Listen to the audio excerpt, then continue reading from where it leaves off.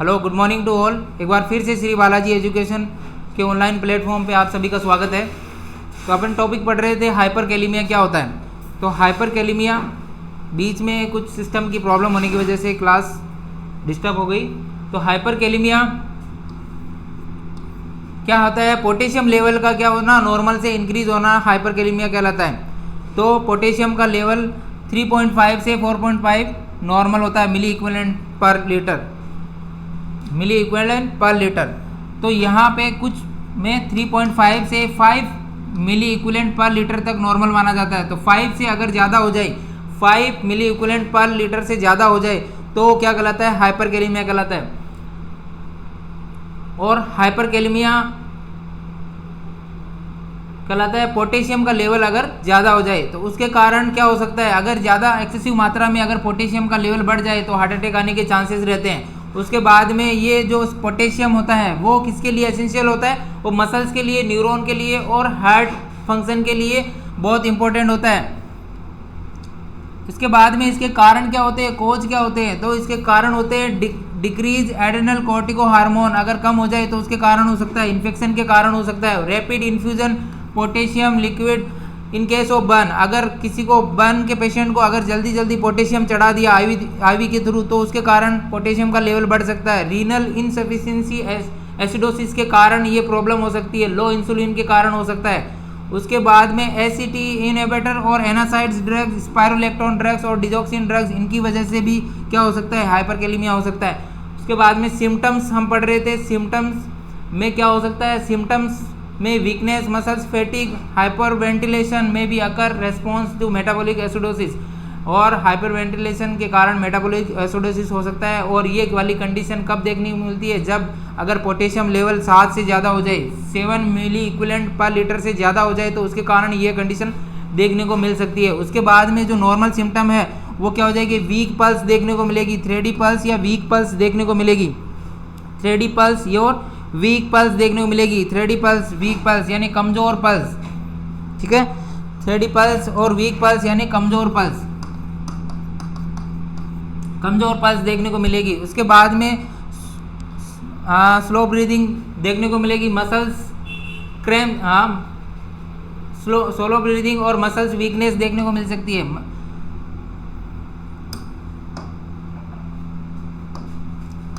Muscles weakness देखने को मिल सकती है। उसके बाद में नमनेस, अगर सुनपन आ जाएगा, फेशियल पैरालिसिस हो सकता है, फेशियल पैरालिसिस हो सकता है, कार्डियक स्टैंड स्टिल हो सकता है। मतलब क्या हो सकता है, कार्डियक स्टैंड स्टिल हो सकता है, यानी हार्ट की गति रुक सकती है, हार्ट की गति रुक सकती है।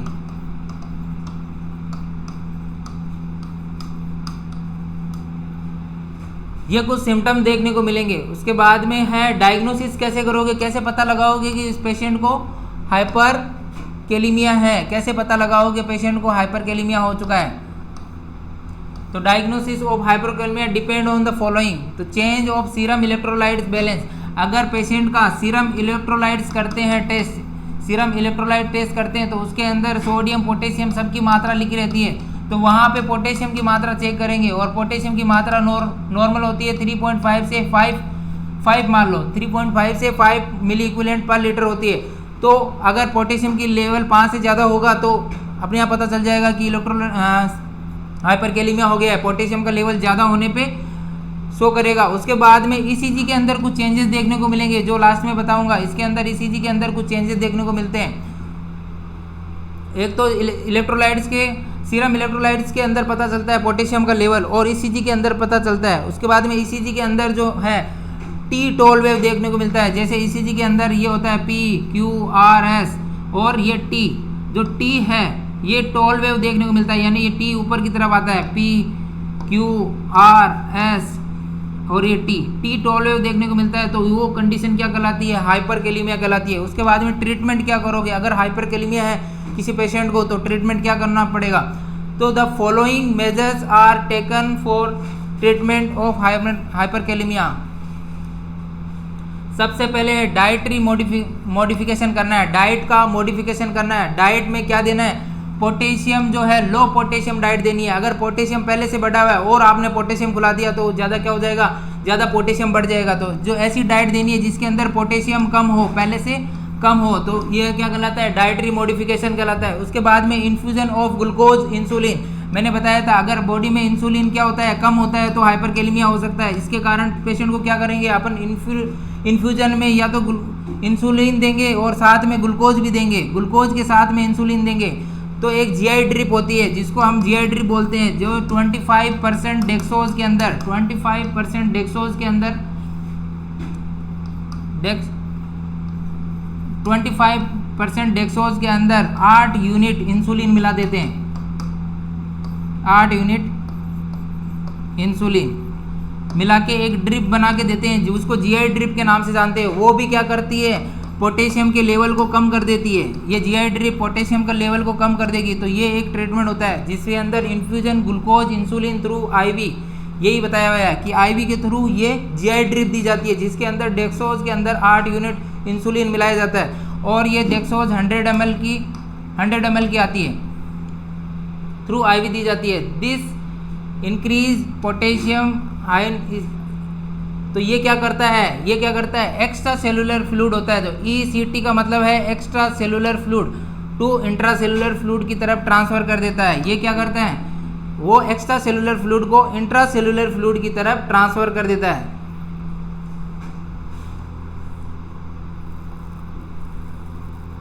ये एक्स्ट्रा सेलुलर फ्लूइड को इंट्रा सेलुलर फ्लूइड की तरफ ट्रांसफर कर देता है।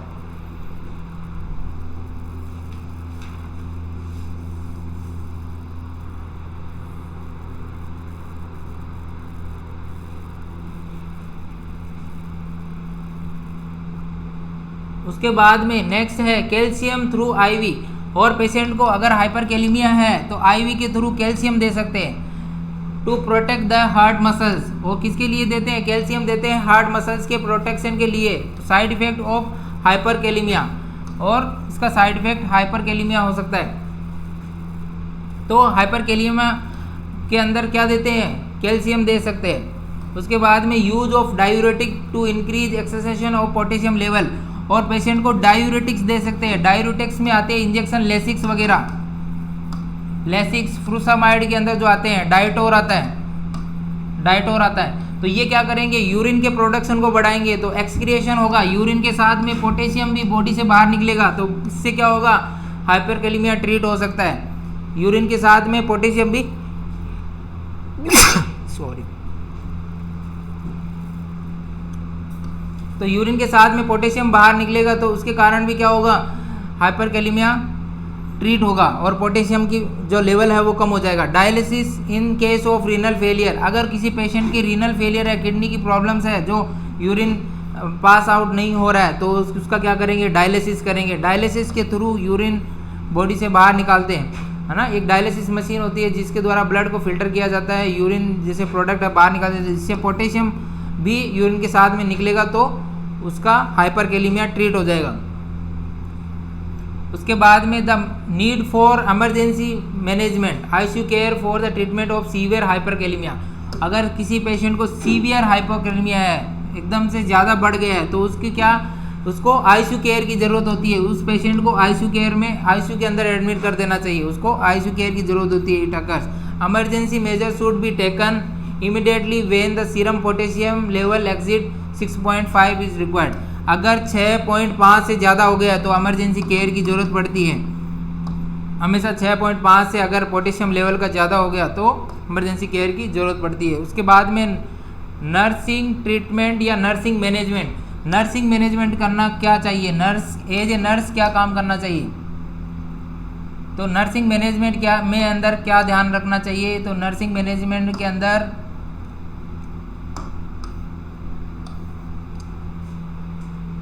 एडमिनिस्टर के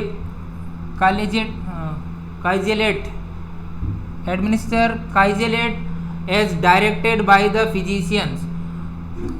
तो फिजिशियन के एडवाइस के अकॉर्डिंग काइजेलेट देना है, एडमिनिस्टर करना है। उसके बाद में potassium drugs given orally through IV patient should be discontinue. अगर पोटेशियम ड्रग चल रही है ओरली या आईवी के थ्रू, तो उसको क्या करना है, बंद कर देना है, क्योंकि पोटेशियम अगर पहले से बढ़ा हुआ है और पोटेशियम दिया तो ज़्यादा हो जाएगा। इसको क्या करना है, डिसकंटिन्यू करना है, यानी बंद कर देना है, स्टॉप कर देना है। अगर पोटेशियम ओरली या आईवी कैसे भी चल रहा है, सिरप के थ्रू चल रहा है, तो उसको बंद कर देना है। Sufficient calories and carbohydrate should be given to the patient, और उसे पेशेंट को क्या देनी है, सफिशिएंट कैलोरी देनी है। सफिशिएंट यानी कम मात्रा में, यानी जितनी ज़रूरत हो उसके अकॉर्डिंग कैलोरी देनी है। और carbohydrate should be given to the patient, carbohydrate देना है पेशेंट को। Infection prevention measure should be started, उसे क्या है, अगर इन्फेक्शन की वजह से हाइपरकैलेमिया हो गया तो इन्फेक्शन को प्रिवेंट करना चाहिए। उसके बाद में continue monitor of IV fluid being admission of the potassium is necessary, और जो आईवी फ्लूइड चल रहा है उसको कंटिन्यू मॉनिटर करना चाहिए, क्योंकि पोटेशियम भी ज़्यादा है तो उसकी वजह से कुछ प्रॉब्लम हो सकता है, तो कंटिन्यू आईवी मॉनिटर करना चाहिए। ये तो हो गया हाइपरकैलेमिया। अब है हाइपोकैलेमिया। हाइपोकैलेमिया क्या होता है, यानी पोटेशियम का लेवल क्या हो जाना, कम हो जाना। कम हो जाना, कितना कम हो जाना, 3.5 से कम हो जाना, क्या कहलाता है, हाइपोकैलेमिया कहलाता है।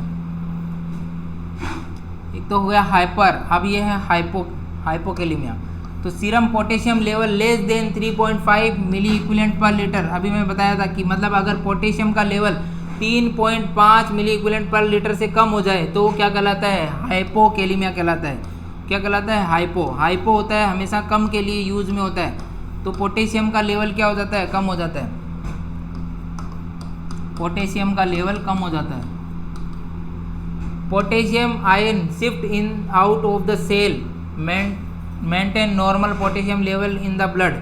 Excessive potassium when cell is destroyed by excess,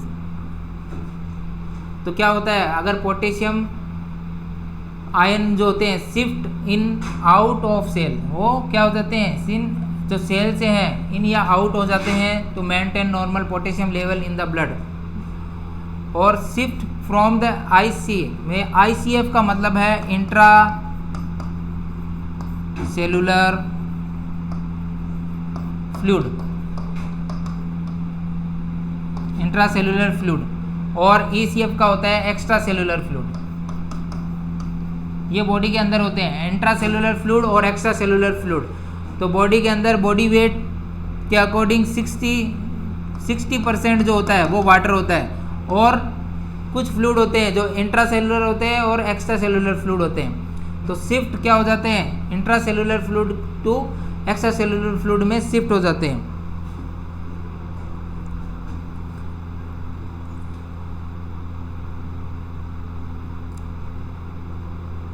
अधिक मात्रा में क्या होते हैं, आईसीएफ से ईसीएफ की तरफ शिफ्ट हो जाते हैं, यानी इंट्रासेलुलर फ्लूइड से एक्स्ट्रा सेलुलर फ्लूइड की तरफ शिफ्ट हो जाते हैं। जो इंट्रासेलुलर फ्लूइड है वो एक्स्ट्रा सेलुलर फ्लूइड की तरफ शिफ्ट हो जाते हैं, तो उसके कारण क्या हो जाता है, हाइपोकैलेमिया हो जाता है। कोज, कारण क्या हो सकते हैं, पोटेशियम कम होने का कारण क्या हो सकता है, तो सबसे पहला कारण है, तो the main cause of hypokalemia are anorexia.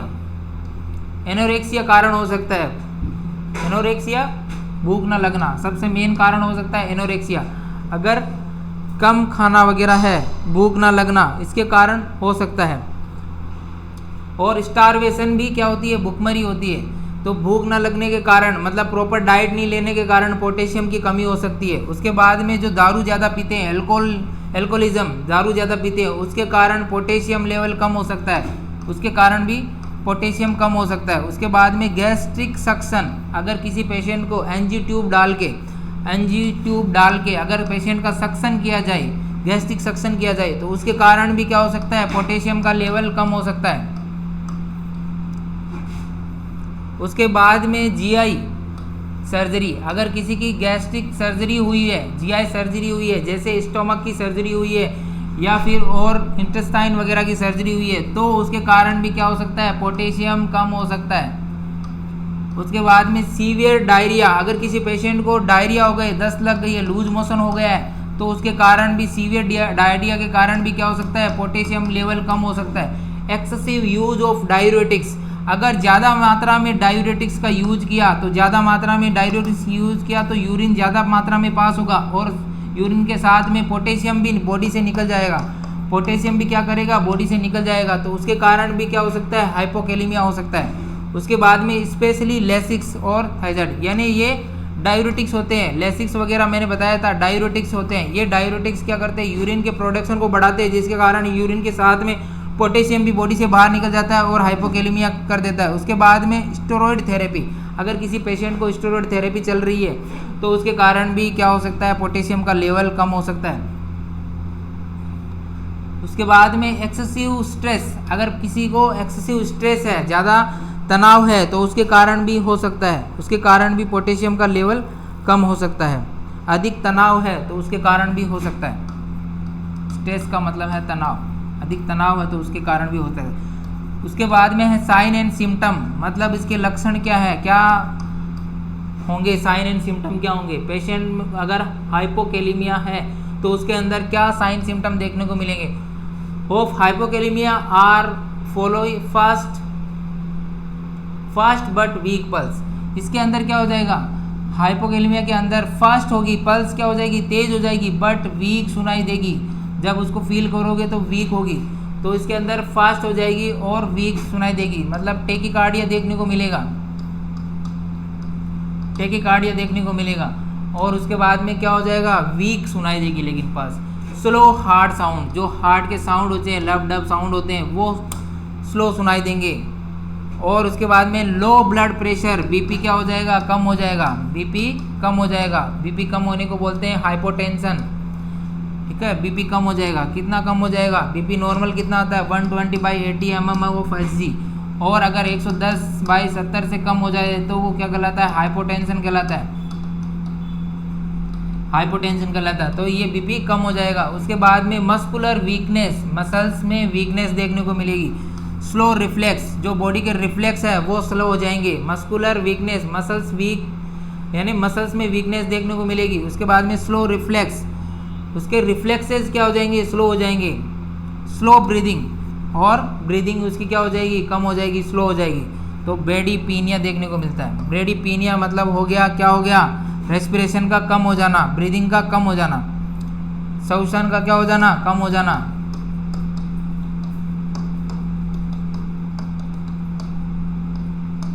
श्वसन का कम हो जाना ब्रेडीपीनिया कहलाता है, और ज़्यादा होने को कहते हैं टेकीपीनिया। बट यहाँ पे क्या होता है, हाइपोकैलेमिया में ब्रेडीपीनिया देखने को मिलता है और ब्रीदिंग स्लो हो जाती है। एक्सट्रीम टायर्डनेस, लेथार्जी, थकान देखने को मिलती है, टायर्ड हो जाता है, जल्दी थक जाता है। लॉस, वेट लॉस, वजन क्या हो जाता है, कम हो जाता है, वजन क्या हो जाएगा, वजन कम हो जाएगा, और थकान देखने को मिलेगी पेशेंट में। उसके बाद में लॉस ऑफ एपेटाइट, एनोरेक्सिया, यानी भूख की कमी हो जाएगी। लॉस ऑफ एपेटाइट देखने को लगे, उसे भूख नहीं लगेगी। ये कुछ सिम्टम देखने को मिलेंगे। भूख न लगना, एनोरेक्सिया मतलब भूख न लगना।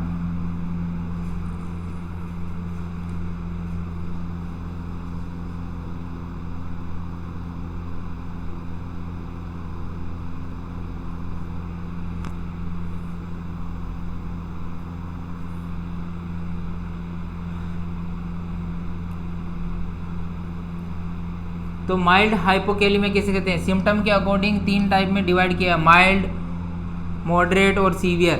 तो माइल्ड हाइपोकैलेमिया क्या होता है, 3 से 3.5 के अगर बीच में हो, अगर पोटेशियम लेवल 3 से 3.5 के बीच में हो, इसके बीच में अगर पोटेशियम हो तो वो क्या कहलाता है, माइल्ड कहलाता है, यानी हाइपोकैलेमिया माइल्ड कहलाता है। तो इसके अंदर क्या है, symptomatic mild increase in blood pressure. ये क्या है, सिम्टम इसके अंदर कुछ खास सिम्टम नहीं दिखाई देते, सिम्टोमेटिक होता है, कुछ खास सिम्टम नहीं दिखाई देते, एसिम्टोमेटिक होता है। लेकिन ब्लड प्रेशर है हल्का सा इंक्रीज देखने को मिलेगा। अगर ये होगा तो ब्लड प्रेशर, बीपी क्या है, थोड़ा सा इंक्रीज देखने को मिलेगा माइल्ड हाइपोकैलेमिया के अंदर। उसके बाद में है मॉडरेट हाइपोकैलेमिया। मॉडरेट हाइपोकैलेमिया किसे कहते हैं, जब अगर पोटेशियम लेवल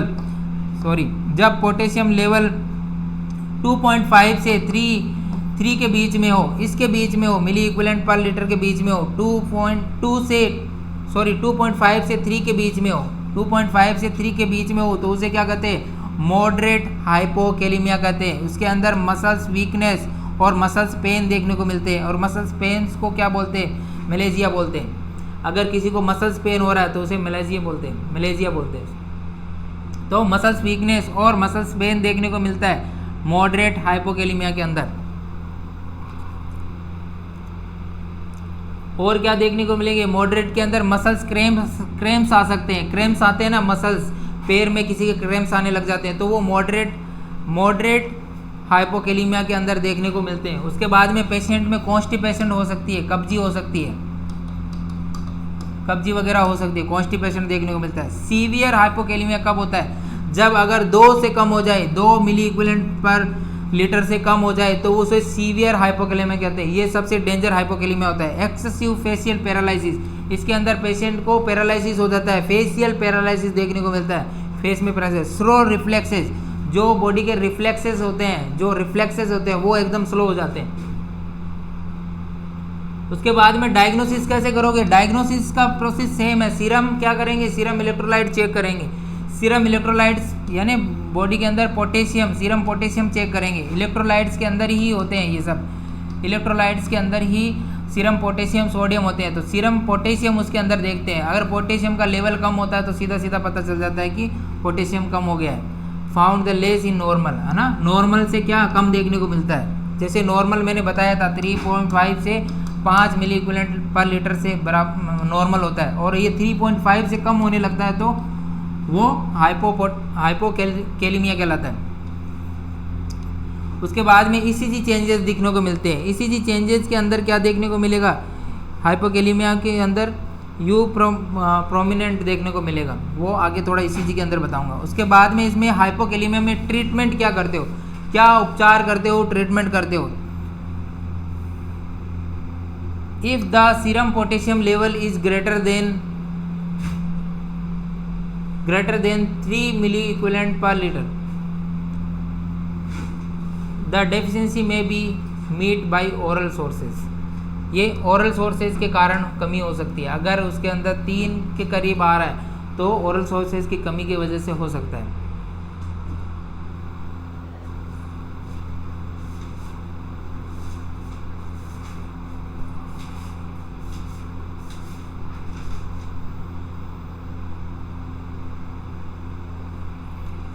अगर 3 मिली इक्विवेलेंट पर लीटर है तो कुछ भी ओरल सोर्सेज यानी अगर उसे ओरली पोटेशियम दिया जाए तो उसकी पूर्ति कर सकते हैं। अगर पेशेंट का potassium level 3 milliequivalent per litre है तो अगर ओरली उसको पोटेशियम दिया जाए तो उसे ट्रीट किया जा सकता है। उसके बाद में IV replacement is necessary if potassium level is less than 3 equivalent. अगर 3 से कम हो जाए, ये 3 तक तो आप ओरल सोर्सेज से उसे ठीक कर सकते हो, मतलब ओरली आप उसे पोटेशियम दे सकते हो। तो जैसे पोटेशियम की सिरप वगैरह आती है उसके द्वारा आप उसे ट्रीट कर सकते हो। लेकिन अगर 3 से कम हो गया तो क्या करना है आपको, तो आईवी रिप्लेसमेंट देना है, यानी पोटेशियम उसको आईवी के थ्रू देना है। और पोटेशियम आईवी देते हैं तो डायरेक्ट नहीं देते हैं, उसे किस में देते हैं, एनएस या एनएस के अंदर देते हैं या फिर आरएल के अंदर देते हैं। आरएल के अंदर तो वैसे भी पोटेशियम आता है और एनएस के अंदर भी दे सकते हैं। तो ये डाइल्यूट करके दिया जाता है, 500 ml की ड्रिप के अंदर डाइल्यूट करके दिया जाता है, डायरेक्ट कभी भी पोटेशियम नहीं देना चाहिए। तो IV replacement is necessary if serum potassium level is 3 milliequivalent per litre. अगर 3 से कम है तो आईवी रिप्लेसमेंट के द्वारा दिया जाता है। Change in food, in less condition the patient should have high quality of food, orange, banana, tomato और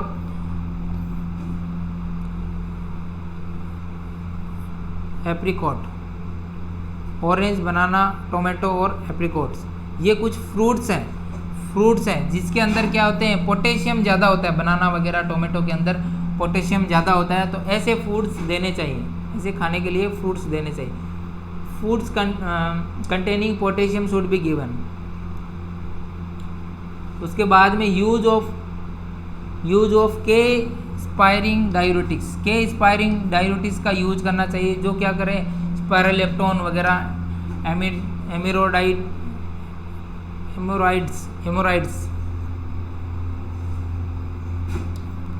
एमिलोराइड्स और स्पाइरोलेक्टोन, ये इसका यूज करना चाहिए। उसके बाद में कॉम्प्लिकेशन क्या देखने को मिल सकता है, अगर पेशेंट को हाइपोकैलेमिया है, पोटेशियम कम है, तो कॉम्प्लिकेशन देखने को मिलेगा, कार्डियक डिसरिथमिया हो जाएगा। पेशेंट को क्या हो जाएगा, कार्डियक डिसरिथमिया हो जाएगा। मसल्स वीकनेस देखने को मिल सकती है, कार्डियक डिसरिथमिया और मसल्स वीकनेस, ये कुछ कॉम्प्लिकेशन देखने को मिल सकते हैं। मेलेजिया हो सकता है, मेलेजिया मसल्स पेन हो सकता है, कॉन्स्टिपेशन हो सकता है और एल्कोलोसिस हो सकता है। तो हाइपर में तो क्या होता है, एसिडोसिस होता है, इसके अंदर एल्कोलोसिस हो जाता है, एल्कोलोसिस ऑफ डायबिटिक इंसिपिडिस देखने को मिलता है। कार्डियक अरेस्ट हो सकता है, कार्डियक अरेस्ट हो सकता है, एक्यूट कॉन्वेंशनल स्टेज हो सकती है, इसके अंदर एक्यूट कॉन्वेंशनल स्टेज, ये कुछ कॉम्प्लिकेशन देखने को मिल सकता है। अब है नर्सिंग वर्क क्या है, नर्सिंग मैनेजमेंट क्या है। Do not give such drugs to patient which decrease the serum potassium level, ऐसी कोई भी ड्रग्स नहीं देनी है जो क्या करती है, पोटेशियम के लेवल को, सीरम पोटेशियम के लेवल को क्या कर देती है, कम कर देती है। ऐसी कोई भी ड्रग्स का यूज नहीं करना है जो पोटेशियम के लेवल को क्या कर देती है, कम कर देती है। जैसे एग्जाम्पल कौन सी ड्रग्स हो सकती है, ऐसी ड्रग्स तो लूप डायरेटिक्स हो सकती है, डायरेटिक्स ड्रग्स, जो डायरेटिक ड्रग्स होती है जैसे लेसिक्स वगैरह, लेसिक्स हो गई, डाइटोर हो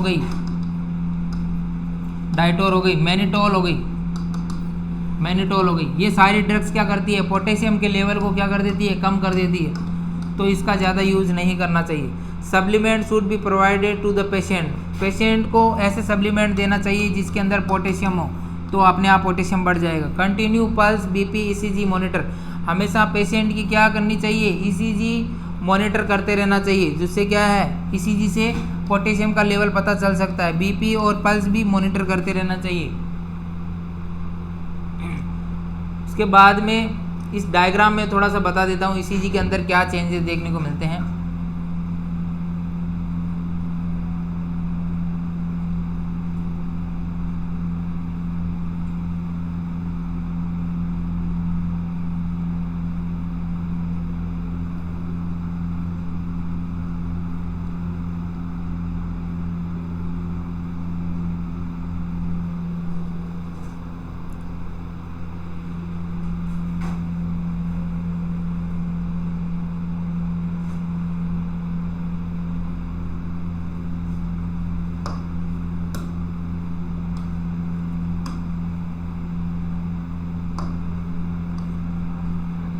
तो ये नॉर्मल ईसीजी है। सबसे पहले है नॉर्मल ईसीजी, इसके अंदर ये ऐसे बन रहा है, तो ये नॉर्मल ईसीजी है। इसके अंदर ये है नॉर्मल पी वेव, ये पी वेव है, और ये जो बन रहा है ये क्यू आर एस, ये क्यू आर एस, ये नॉर्मल क्यू आर एस है। उसके बाद में ये टी वेव है, ये जो नॉर्मल छोटी सी राउंड है टी वेव दिख रही है, और इसके आगे यहाँ पे यू वेव दिख रही है, यू वेव दिख रही है। तो ये क्या है, नॉर्मल ईसीजी है। अगर कोई ईसीजी देखते हैं तो इसके अंदर P Q R S T U wave ऐसे बनती है। लेकिन अगर पेशेंट को हाइपोकैलेमिया है, सबसे पहले हाइपोकैलेमिया है, तो slightly prolonged P R interval, जो ये पी आर का जो इंटरवल था, ये जो पी आर, ये क्या हो जाएगा, ये ज़्यादा हो जाएगा। ये जो पी आर का इंटरवल है, ये बीच का, ये ईसीजी के अंदर ज़्यादा देखने को मिलेगा। अगर ईसीजी में पी आर इंटरवल ज़्यादा देखने को मिलेगा, पी आर इंटरवल ज़्यादा देखने को मिलेगा। और उसके अंदर एस टी सेगमेंट, जो एस टी सेगमेंट है, मैंने बताया था एस टी, ये जो थोड़ा सा ऐसे होता है, ये डिप्रेस देखने को मिलेगा। ये क्या हो जाएगा, एस टी सेगमेंट डिप्रेस देखने को मिलेगा, डिप्रेस देखने को मिलेगा। और यू वेव प्रोमिनेंट देखने को मिलेगी। यू वेव क्या करेगी, प्रोमिनेंट देखने को मिलेगी। जो यू वेव है वो प्रोमिनेंट देखने को मिलेगी। ये होता है हाइपोकैलेमिया के अंदर।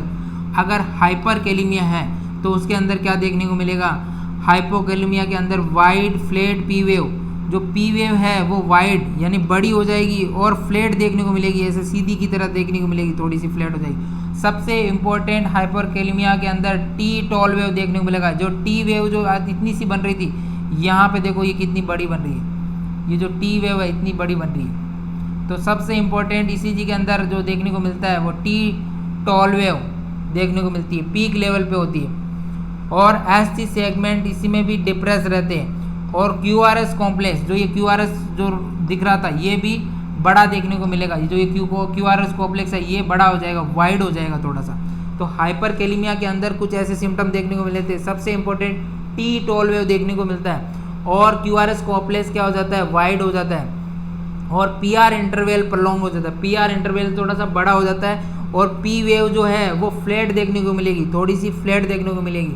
तो ये हाइपरकेलेमिया के अंदर और हाइपोकेलेमिया के अंदर क्या होता है, प्रलॉन्ग पीआर इंटरवल, जो पीआर इंटरवल था वो बड़ा हो जाएगा, और एसटी सेगमेंट डिप्रेस देखने को मिलेगा, और यू वेव प्रोमिनेंट हो जाएगी। ये हाइपोकेलेमिया के अंदर देखने को मिलता है।